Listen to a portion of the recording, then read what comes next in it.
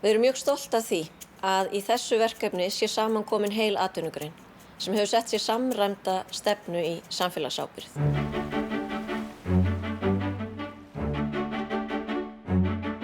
Við hófum þessa vegferð fyrir töluverðum tíma síðan.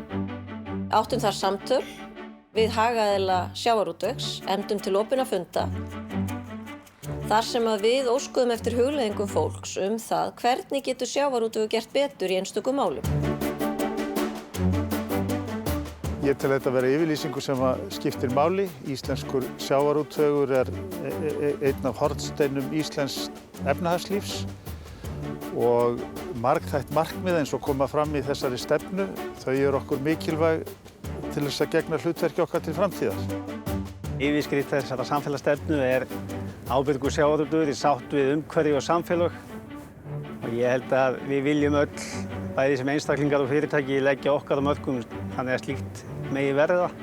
Öll erum að stefna í sömu átt, að gera samfélagið betra og ekki síður að gera fyrirtækin betri.